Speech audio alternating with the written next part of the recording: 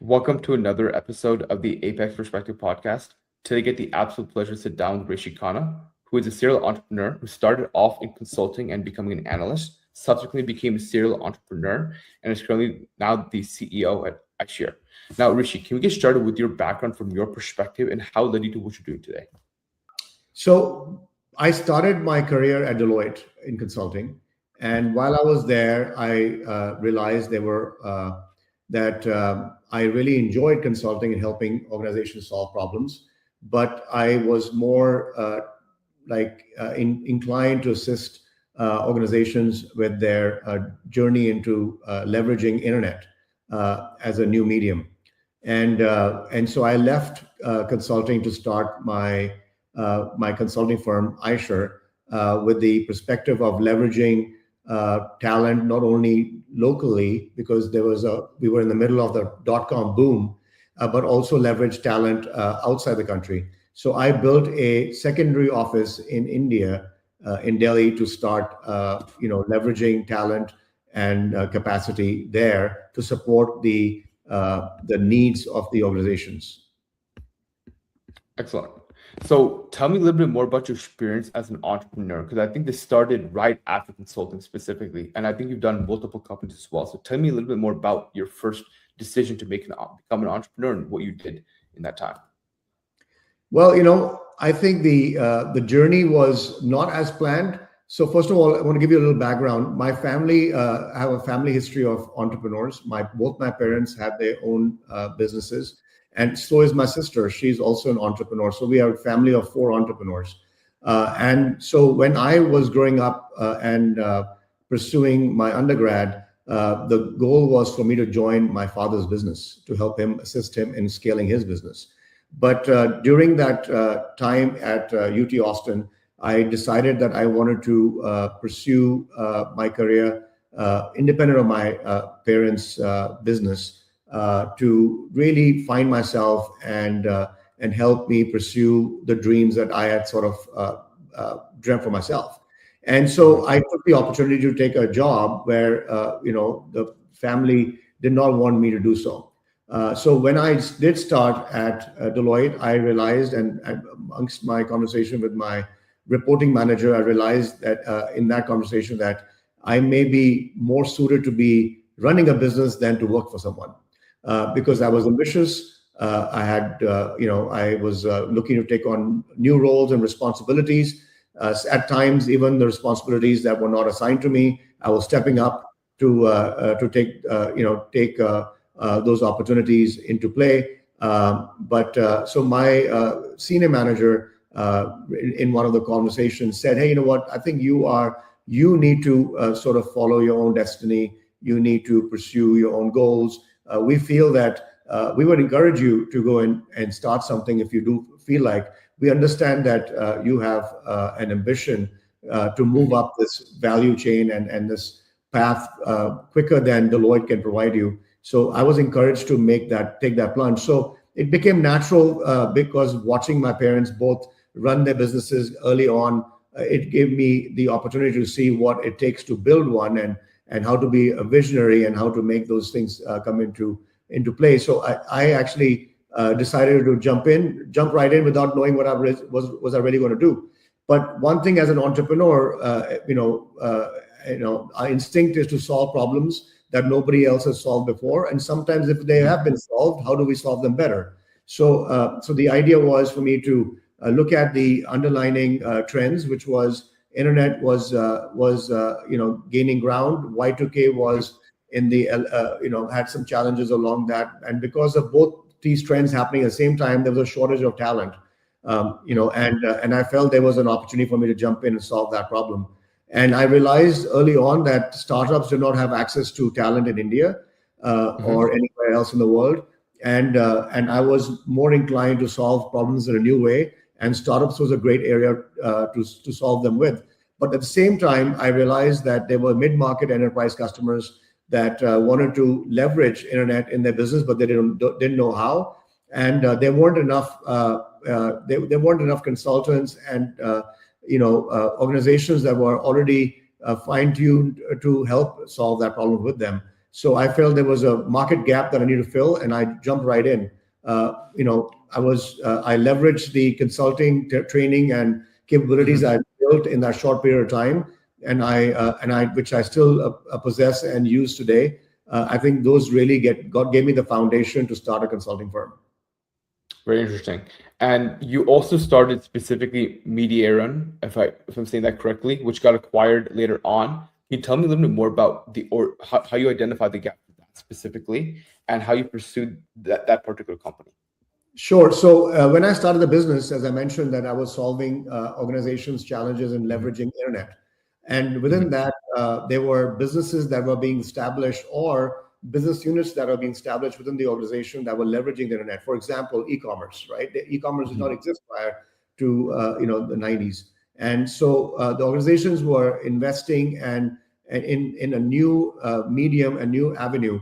So when we started building, platforms to help organizations do B2B commerce or B2C commerce, they needed to promote it. So within that element, we were sort of guided by our customers and saying, hey, we don't have enough companies out there that can help us market our solution and go to market with it.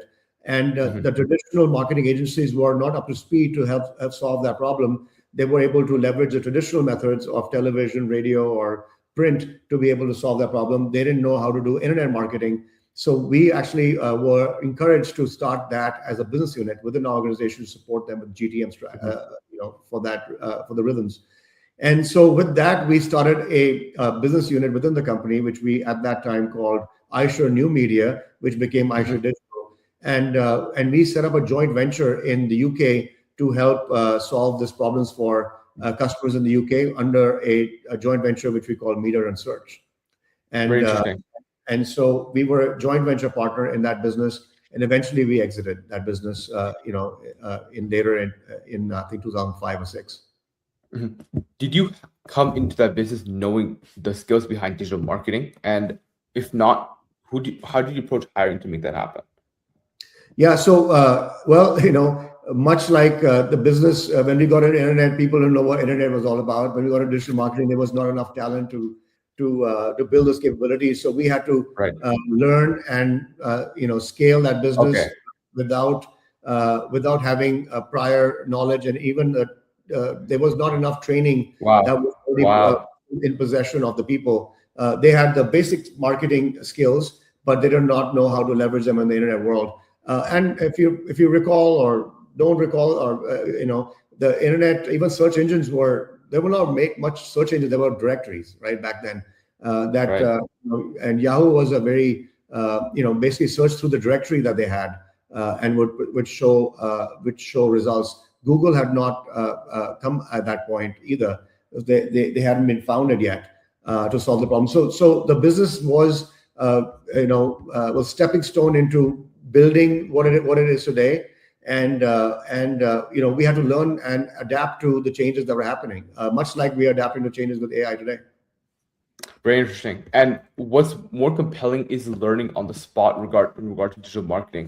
How do you approach, I would say, since you started the business and were already starting to service clients and you didn't have that full knowledge at the time about how digital marketing works, how do you grow and adapt over time, even if you're not fully prepared to get started with it?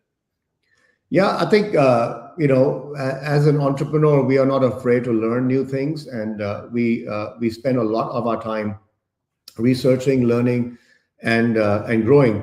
But we also need to surround ourselves with people who are actually equally curious about Mhm. business Mhm. and what we're doing. So I don't think we can independently solve a big chunk of a problem in the world. We need to have people alongside that can help us solve that problem. So we started hiring people who are curious, were willing to adapt and willing to learn, and had some level of possessed knowledge that allowed us to build upon. And so we built a leadership team. We built a capacity to learn and grow, and that helped us propel us through this unknown. Right? I mean, the business was a bit unknown because we didn't know how to sell it. We didn't know how to deliver on it.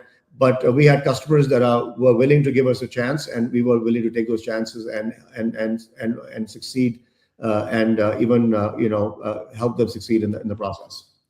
Excellent. So I know I'm skipping some time and probably some important information, but later on, of course, you founded Opus Interactive, which also got acquired. What I'm really interested in understanding is how do you choose your co-founders when you're validating a new idea and wanting to pursue that idea? Because that's something that I believe you've done quite well in your career. Yeah, so I think I think the everyone possesses some unique abilities, and you need a collective set of unique abilities to solve a problem. Mhm. So when I'm looking for co-founders, I'm looking for pieces of the puzzle that I do not possess myself, or even if I would like to build it, it's maybe a bit of a distraction to build that unique ability because I don't have that. I mean, it Mhm. won't be unique because it's not unique to me. I'm gonna have to build that capability, and it takes time to build those capabilities, right? So when I'm looking for a co-founder, I'm looking for abilities that I do not possess. I do not feel I want to invest Mhm. time in growing in, and so they fill the other part of the puzzle that I don't have. And how do we create a vision together? And how do we build a momentum that allows us to tap into the opportunity that exists in front of us? I think Mhm. I was pretty lucky early on to find co-founders that had a drive and the ability to take risks alongside me, and we were able to build such organizations early on fairly quickly. And I think that entrepreneurship is a lot more prevalent today than it was back then. Even though there were people like us building organizations, but there were people who were coming out of colleges and schools that were more prone to taking jobs and not Mhm. jumping right in. I think the startup world, which back then were called the dot coms, that really got people going. And I think today there are a lot more people getting out of college or schools who are actually pursuing businesses that they would like to start, Right. with the limited knowledge or experience. And customers are a lot more open to entertaining those entrepreneurs to help solve their problems with. So I think the business has evolved and changed, and I Mhm. think organizations are, established organizations are a lot more comfortable in working with people with drive and but limited knowledge, but conviction and trust them with the problems they're trying to solve with through Mhm. them. So back to your original point is you find gaps in your skills and you essentially fill those gaps with other co-founders essentially. Now, I want to make sure we get to the work you're doing today. So I'll ask you only one or two more questions regarding your experience. And one of them is that you've led two successful companies to essentially exits or and more, I'm sure. So what I'm trying to understand, or what I'd like to understand, is how you validate your ideas. Well, validation of ideas is, we can have a lot of ideas in our mind and we feel they are potentially something that users and customers are looking to solve. I think while ideas exist in our brain, we have to test them. And so when I have an idea that I want to solve and go out of the market with, my first inclination is to go and talk to the customers who I think are the ICPs who are going to buy these services. I go and talk to them, whether I take them out for coffee, meal, or just do a Zoom call or Teams call. The idea is for me to ask deep questions to make sure that the problem that I'm trying to solve is real, and the problem that Mhm. I'm trying to solve is of importance that they're willing to put money behind it to solve. Because a lot of Mhm. times the ideas sound very exciting, and customers say, "Hey, I love it," but then are you going to buy it? And that they say, "Well, no, it's not in our priority list." And it's not big enough for me to solve, or I have these alternate ways of solving them, so I don't feel that I need to solve them yet.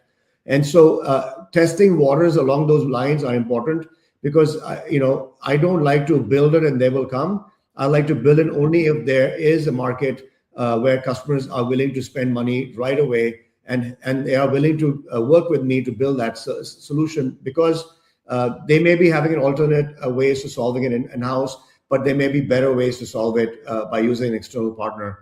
And then that's how I validate any problem that I do. Is I just go to the customers, and sometimes I may feel there's a particular customer who wants to buy it, and maybe the customer is someone else, and maybe I have maybe have the right problem, but the wrong person I'm knocking doors on, and so I don't have the right ICP, or maybe Mhm. the timing is wrong. maybe the opportunity is great, and idea is great, and people are great, but they're saying, timing is wrong. I don't want to spend money on this. This is not my priority right now. Maybe 2 years from now, when market matures or my needs change, but right now I don't think I want to put money behind it. Excellent. So you also validate the idea through observing customer behavior. So you not only pay attention to what they say, but more importantly, you pay attention to if they're spending money to solve the actual problem on your solution. So that's very good. As far as when it comes to what you've done building these companies, did you come in with the intention of selling and being acquired, or was this by potentially a situation where you were offered given an offer? So did you come in with these intentions, or did you happen to have this happen? Well, yes and no, right? I have the intention to build something that eventually would be absorbed by a bigger player. But at the same time, I also realize that the businesses and services I may be offering only have that much shelf life. And if I, otherwise we go through the cycle where they go up through the hype and then they eventually die in the vine, right? So if I can scale and scale the business and leverage the opportunity quicker, there is a possibility for me to get that business be acquired early. But if I can't build it fast enough, the business may die because there's a small window of opportunity. So now we're going to skip over quite some time. You joined Forbes Technology Council. You're currently now working on specifically digital innovation in AI acceleration for companies. So I want to understand from your perspective, what do you think is the main problem you're trying to solve, if you're to concisely put it? Well, I think everyone is very excited about what AI can do, especially in the last 3 years. AI has been around for 60 plus years or 70 years, but AI in its current form, and LLM, has been around only for 3 years. And I think that has given the opportunity for organizations to leverage it, whether it's in marketing, whether it's in software development, in other areas of solving problems. I think the number one challenge that organizations are feeling right now, especially in the last 6 months, because I think people are just sort of shown a lot more interest to adapt to it since, I would say October, November of last year. Even though people have been dabbling with it for years, but I think there's a lot more movement around it, especially since the last few, releases by Claude or OpenAI or Anthropic has really led to a lot more adoption. So I think people are trying to find their ground. They want to know how they can leverage it, much like my experience in the 90s when people are trying to figure out, organizations trying to figure out how to leverage the internet. I think people are trying to figure out, hey, what does that world look like today? How can I solve my problems today in a more efficient way? How can I ensure that I can even reimagine my business, what that business will look like in the AI era? And that's the problem that I think is important, because until you have that clarity, you are just sort of part of the noise. Agreed. And you're not going to be able to create value.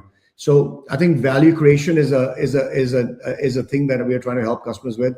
So let's figure out, hey, where are you at in that AI journey? Where is your maturity curve? And we have a unique model, maturity model, which starts off with AI shy, with to AI curious, to AI enabled, to AI native. So there are 4 stages that we put our customers against to see where they're at.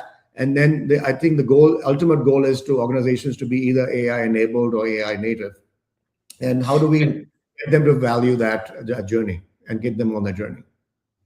And now you're seeing a degree of a rush to utilize and adapt to AI. And that can lead certain organizations to utilize AI for the sake of it, because it potentially sounds nice. So what's the difference between that situation and one in which you're utilizing AI for maximum impact specifically?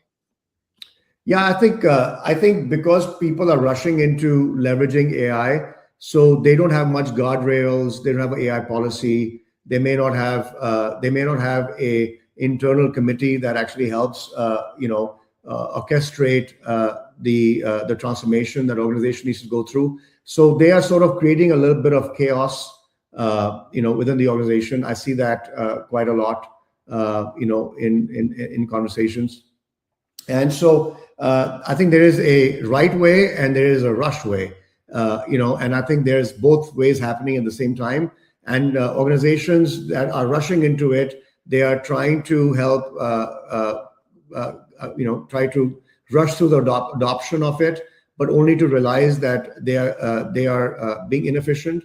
And a lot of the stuff they're building, whether they're vibe coding it, whether they are leveraging it, is barely scraping the surface. And a lot of the stuff they're building and leveraging is really being abandoned along the way. They rush into something 3-4 weeks into it, and then nobody's using it in the organization. And I think a lot of the organization are only leveraging the chat portion of these tools, and some are only using have graduated into leveraging some of the agents and some of the the projects within it.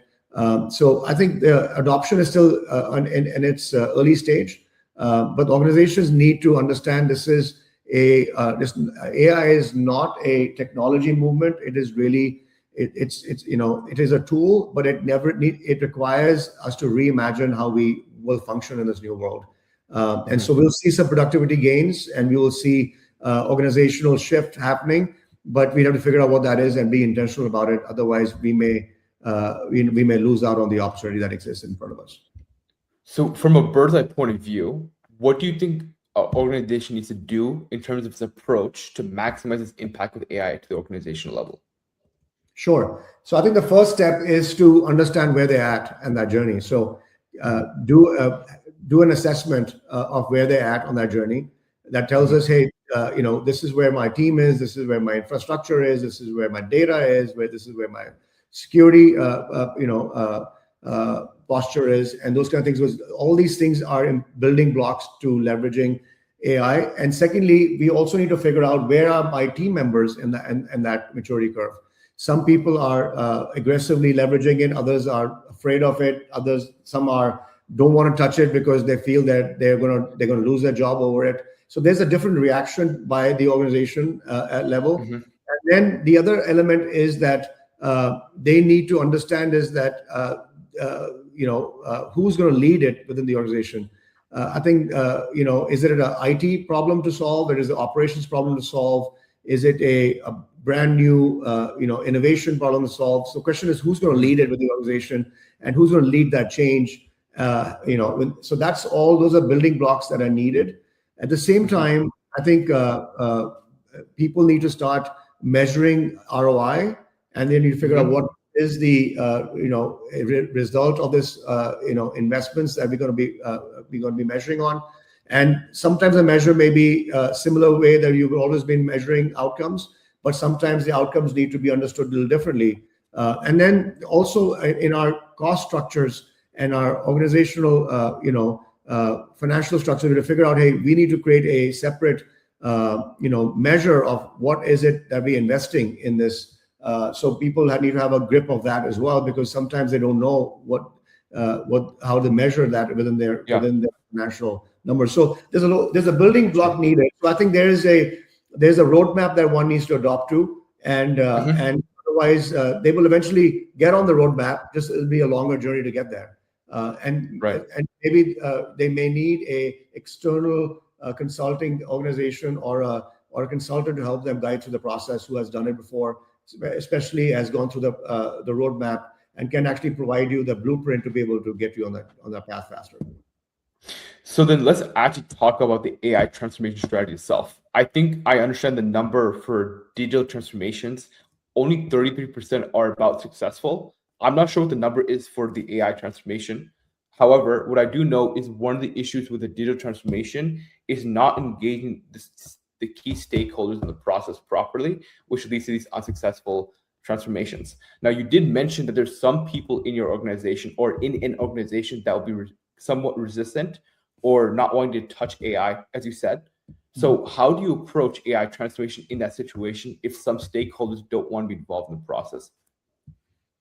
Well, I think it depends. These are case-to-case basis, right? I mean, there are organizations who are trying to rush through the adoption, and they're saying, you know what, use whatever tools you want, build whatever you want. We will measure ROI based on some level of measure, call it efficiency gains or top line growth, if they even able to measure all that. So they're rushing into it without creating guardrails. just to get everyone to start playing around with it, and they are seeing, a bit of chaos. On the other side, organizations are saying, you know what, I'm only limiting it to a few people in the organization, and the rest of the company should not touch it because I don't want our organization to be disrupted and distracted by it, and I want to make sure that we create we create value in one, and then disseminate that value across the organization. I believe that both ideas have a little bit of challenge in them. I think there's a better path with a middle ground, so yes. So I think it all depends on the leadership. How ready are they in change, and how well are they positioned to manage change in the organization? So change management is the number one piece that needs to be put into place, and that is something that every organization needs to invest in. Whether you do it reactively or you do it proactively, you got to have a roadmap, and that's what organizations need to invest heavily on. And I think in the next 2-3 years, that's what you're going to see the biggest gain is organizations that go through a proper change management process are going to see the most adoption and results from. Right. So I know that you work with essentially e-commerce companies, SaaS companies, logistic companies. You also work in healthcare and finance. Now, those two particular industries, healthcare and finance, are a bit more sensitive.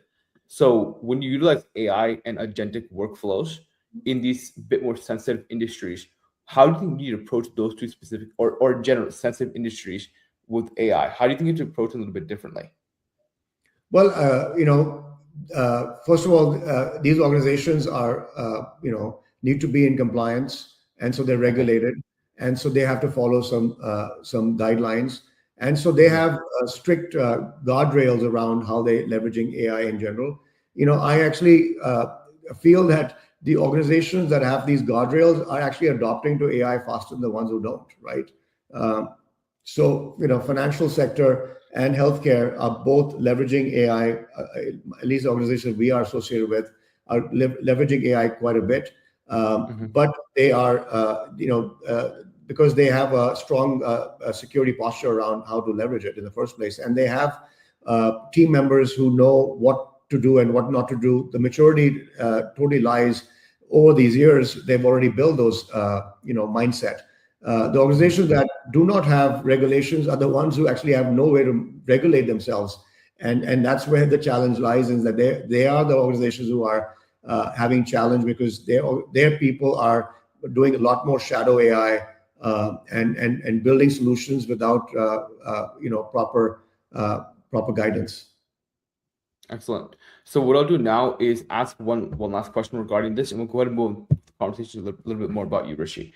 And the main question I have for you before we get to that is, where do you think, from when organizations approach you, where do you think specifically AI can be applied in terms of workflows and in terms of automation? And what areas do you think potentially are a little bit of a limitation factor?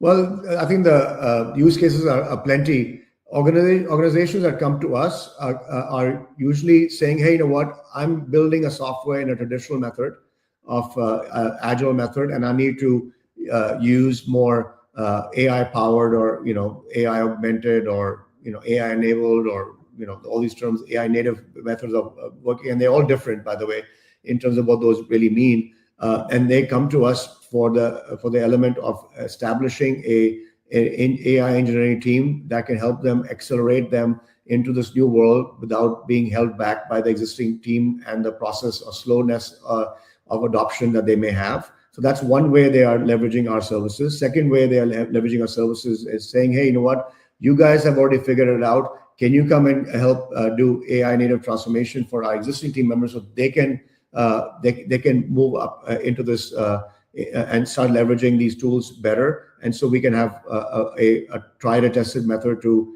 adopt to it. So that's second way we are helping them. The third way we're helping them is on the adoption and organizational layer, is how do we create a roadmap for them to start with assessment, figure out what the roadmap needs to be, so we can have top-down approach and ensuring that while AI is being used to solve different problems, whether it's agentic, whether it's rapid prototyping or leveraging data to create more insights or what have you, How are we making sure that their different layers, whether it's data layer or infrastructure layer or cybersecurity layer, are all being structured well in order for them to leverage it well. So we are adopting in those fashions. What we are, I think we need to figure out. We need to figure out where the customers are in that journey, and we have to meet them where they are, and so help them take them from where they are to where they need to go. Excellent. So let's go ahead and move this conversation a little bit more about you, Rishi, on the personal side. The first question I have for you is, what is something about you or your life that you wish more people knew about? You know, I jumped into entrepreneurship fairly early when I was 22, 23 years old, and you know, I had not figured out my own personal purpose in life. And you know, when I started building and growing the business, you know, I got some successes, early successes through that process, and I realized that acquiring material items was not beneficial to me. It did not bring any joy or bring any happiness, and so I sort of discovered in the process. I discovered my purpose of being more impactful and driving experience. And so I want people, the people that don't know me personally or don't know me through my LinkedIn profile. I am actually very intentional and I'm very purposeful, and I feel that when I am operating with that intentionality and purpose, I'm actually a lot more happier, and I drive change and growth fairly quickly, and that's what I try to attract as well. The kind of people we attract in the organization are with a similar mindset of being purposeful, and so that's something that people don't know about me, and I feel everyone should know. Yeah, I think that being purposeful is very important. It's the difference between you staying up and doing the work that's required and you not really caring about it at all. I think being purposeful gives you a sense of direction that will give you a drive that's very much unrivaled to what you could be if you're not being purposeful. So I really appreciate that perspective. The second question I have for you is, what is something about you that's different between you in your 20s and potentially you now? Yeah, so when I was young, I felt that I could conquer the world. I can do anything. You know, I could stay up 16 hours, 20 hours. I can put in the effort and time. And I think you know, you feel that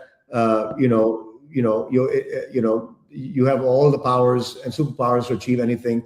I realized that when I'm in my almost achieving my, I'm going to be 50 later this year.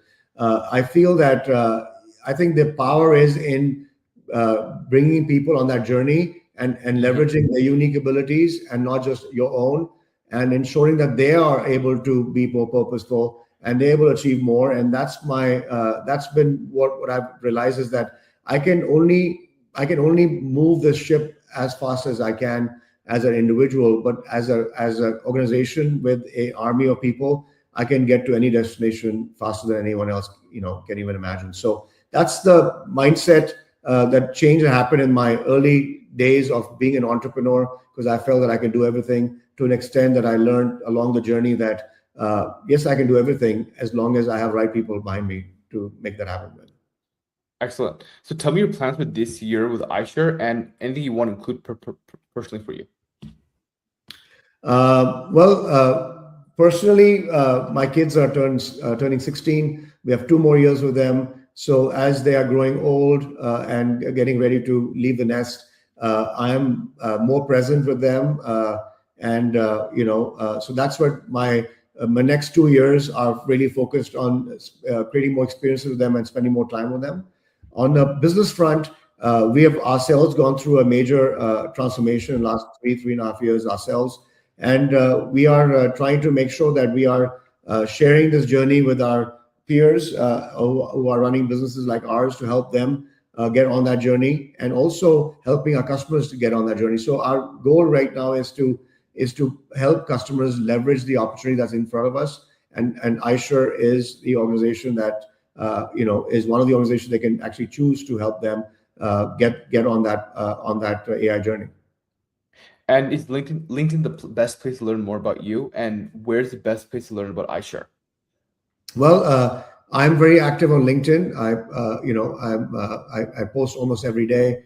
ISHIR can be visited on the website, Okay. ishir.com.